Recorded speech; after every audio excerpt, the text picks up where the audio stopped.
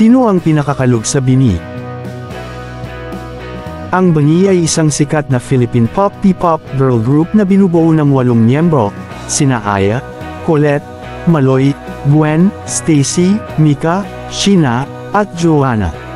Kilala ang grupo hindi lamang sa kanilang talento sa pagkanta at pagsayaw kundi pati na rin sa kanilang pagiging masayahin at kalog sa harap ng kanilang mga fans. Sa kabila ng kanilang matinding dedication at professionalism sa entablado, ang bawat isa sa kanila ay may kani-kanyang kakaibang personalidad na nagpapakilig at nagpapasaya sa kanilang mga supporters. Sa tanong na sino nga ba ang pinakakalog sa kanilang lahat, marami ang nagkakaroon ng kanya-kanyang opinyon. Kumusta at maligayang pagbabalik sa aking channel. Pero kung bago ka pa lang sa channel na ito, welcome! Huwag kakalimutang mag-like, subscribe, at pakipindot ang notification bell icon para updated ka sa mga susunod kong upload. Ngayon pa lang ay pinasasalamatan na kita.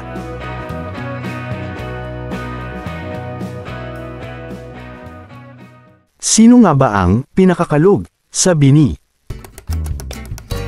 Sa isang grupo na puno ng buhay at saya, mahirap tukuyin kung sino nga ang pinakakalog sa kanilang lahat.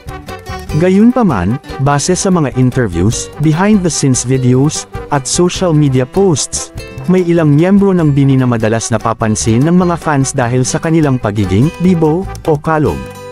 Ilan sa kanila ay may mga nakakatuwang hirit at natural na aliw na personality, kaya't sila ang madalas na napapansin ng mga fans na nagpapasaya sa buong grupo. Sheena, ang natural na komedyante. Si Sheena ay madalas napapansin ng mga fans bilang isa sa mga pinakakalog na miyembro ng BINI.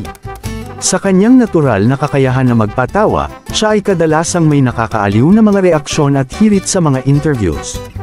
Ang kanyang pagiging totoo sa sarili at pagiging kwela ay isa sa mga dahilan kung bakit mahal na mahal siya ng mga fans.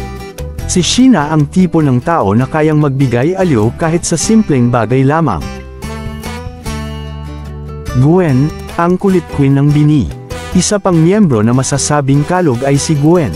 Sa kanyang bubbly at masayahing personalidad, laging may energy si Gwen sa mga performances at sa kanilang mga vlogs. Ang kanyang natural na pagiging masayahin ay nagiging dahilan upang siya ang magdala ng good vibes sa grupo. Kahit sa likod ng kamera, si Gwen ay kilala sa kanyang kakulaitan at pagiging makulit na nagpapagaan sa pagod ng kanyang mga co-members. Colette, ang machika at masayahin. Si Colette ay hindi rin pahuhuli pagdating sa kakulaitan at kwela. Siya ay laging may energy at makikita ito sa kanyang pagiging machika sa kanyang mga co-members. Sa mga behind-the-scenes videos, madalas siyang makikitang nagbibigay ng mga witty na hirit na talagang nagpapatawa sa kanyang mga kasama. Isa si Colette sa nagbibigay kulay sa bawat bonding moment ng BINI. Bagaman mahirap pumili ng pinakakalog sa kanilang lahat dahil bawat miyembro ng BINI ay may kani-kanyang nakakatawang karakter, masasabi nating sina Sheena, Gwen, at Colette ang madalas na napapansin ng mga fans sa kanilang kakulaitan.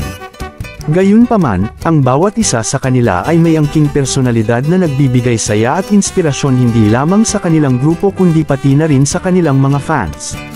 Ang pagiging kalog at kwela ng mga miyembro ng BINI ay isa sa mga rason kung bakit sila minamahal ng kanilang fans. Ipinapakita nito na sa kabila ng kanilang tagumpay, sila ay mga simpleng tao pa rin na marunong magpatawa at magpasaya. Maraming salamat sa iyong pagtangkilik.